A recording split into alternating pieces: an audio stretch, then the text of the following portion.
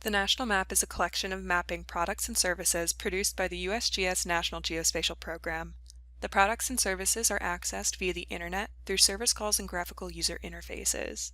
The National Geospatial Program has released a series of how-to videos for people who are working with the national map data and services.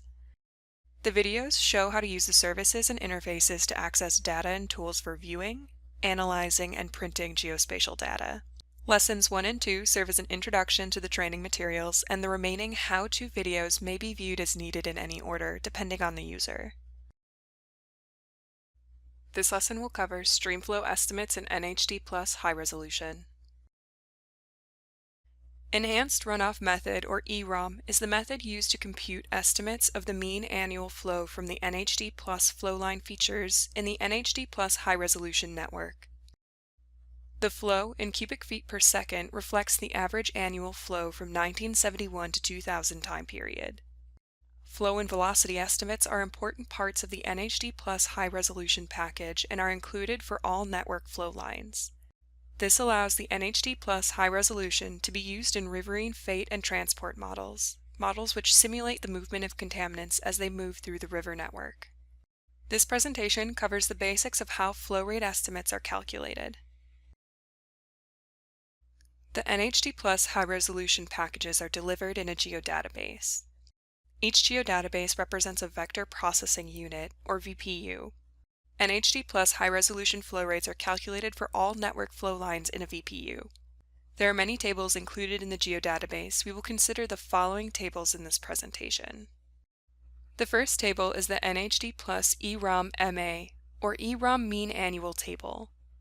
This is the table that contains flow estimates for all NHD flowline features in the NHDPlus High Resolution network. The second table is the NHDPlus EROM QA MA, or EROM Quality Assurance Mean Annual Table. This table contains the gauge and EROM flows for users to do their own analysis. The file layout is designed to facilitate graphical and statistical analysis.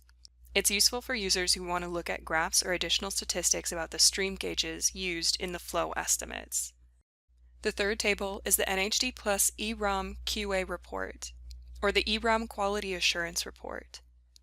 This report contains comparisons of the EROM flow estimates and the observed flows from real stream gauges. The report is stored as a table. Note that no example is shown. The first table we will discuss is the NHDPlus EROM Mean Annual Table.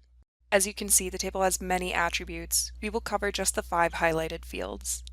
The first is the QA MA. The alias for this field is Flow Est A Runoff MA, or Flow Estimate A Runoff Mean Annual. This is the initial estimate of the flow. Second is QB MA. The alias for this field is Flow Est B Excess ET MA, or Flow Estimate B Excess Evapotranspiration Mean Annual. Q is a variable in hydrology equations that stands for discharge, which is why you're seeing Q in the field name.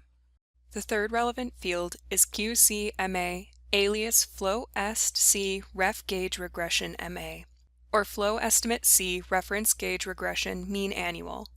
Fourth is QD-MA, alias Flow Est D Addition Removal MA, or Flow Estimate D Addition Removal Mean Annual. Finally, QE-MA, alias Flow Est E Gauge Adjusted MA, or Flow Estimate E Gauge Adjusted Mean Annual. Each of these 5 fields represents an iteration to refine the accuracy of the estimated flow for the flow line. Let's walk through a real-world example to illustrate how each of the 5 fields refines the flow estimate. The explanation for estimates of flow is broken down into steps A through F. Steps A and B compute natural flow. Steps C, D, and E adjust natural flow values based on observed gauge data and known flow transfers. Step F performs QA/QC analysis. The image on the slide shows the drainage basin for Pitkin Creek, a creek 5 miles west of Vail Ski Resort in Colorado. Note, the catchments of all the flow lines have been aggregated, so you can see the entire drainage of Pitkin Creek in pink. Locations of stream gauges are shown as red dots. In Step A, initial estimates of mean annual flow are based on a grid from a flow balance model of surface runoff, published by McCabe and Woolock in 2011. Each 900 meter by 900 meter grid cell symbolizes natural runoff or mean water year runoff in millimeters. Zooming into Pitkin Creek drainage, you can see the individual runoff grid cells. The flow rates for each of the flow lines are captured in QA-MA, Flow Estimate A Runoff Mean Annual. In this and following screenshots, only the record for the most downstream flow line of Pitkin Creek is shown. The QA-MA attribute is shown in yellow on the far left, 6.1 cubic feet per second. In Step A, the runoff raster is overlaid with the NHDPlus High Resolution catchments to compute runoff within each catchment. The catchment runoff values are conservatively routed downstream to arrive at the first estimate of streamflows for each networked NHD flowline feature. The flow estimate represents the flow at the bottom of each flow line. Step B represents adjustments for losses due to excessive evapotranspiration. This method, developed by McCabe and Woolock, considers the total available water in a given catchment to compute additional losses due to evapotranspiration. Evapotranspiration losses can exceed the total available water in a catchment, resulting in a net loss in streamflow. This loss of in-stream flow is a significant observed phenomenon, especially in arid areas west of the Mississippi River. Estimates of losses made in this step are subtracted from the flow estimates and are stored in QB-MA, Flow Estimate B, Excess Evapotranspiration Mean Annual. This estimate gets us a little bit closer to natural flow. QB-MA is shown in yellow in the second column from the right. Notice that Flow Estimate B matches Flow Estimate A, both showing 6.1 cubic feet per second. This means that there is no appreciable loss of flow due to evapotranspiration in this area. This is expected because Pitkin Creek is in a mountainous area at higher elevation. Step C is a regression analysis using reference stream gauges to provide a further adjustment to flow estimates calculated in Step B. A reference gauge is a stream gauge that is minimally affected by human activities. For example, there are no dams or other flow alterations upstream. Gauges used in EROM, including reference gauges, are screened based on two additional criteria. First, the NHDPlus High Resolution drainage area for the gauge must be within a certain percentage of the NWIS reported drainage area. NWIS is the National Water Information System. Second, the gauge must have a minimum of 10 years record in the 1971 to 2000 time period. The reference gauges used for each vector processing unit, or VPU, are shown in the EROM QA-MA table, which we will discuss in one of the following slides. A log-log regression is calculated to further refine the flow estimate to represent natural conditions. The gauge-adjusted natural flow value is captured in QC-MA, Flow Estimate C, Reference Gauge Regression, Mean Annual. In this example, the stream gauge shown here is the USGS stream gauge at Pitkin Creek. Data and descriptive information for the gauge can be found on the NWIS website. If we look up this stream gauge at NWIS, we see its gauge ID number and its official name, Pitkin Creek near Minturn, Colorado. We also see that NWIS records the total upstream drainage for this gauge at 5.32 square miles. Finally, the gauge has more than 10 years of continuous record. Therefore, the gauge at Pitkin Creek is suitable as a reference gauge and can be used in the regression equation to estimate flow. We can also calculate the upstream drainage area from this gauge point using the NHDPlus High Resolution in a Geographic Information System, or GIS. GIS calculates the sum of the areas in all the catchments upstream of this point as 5.35 square miles. The calculated value is within 20% of the upstream drainage record for this stream gauge in NWIS. A log-log regression is calculated using the reference gauge flows to further refine the flow estimate to represent natural conditions.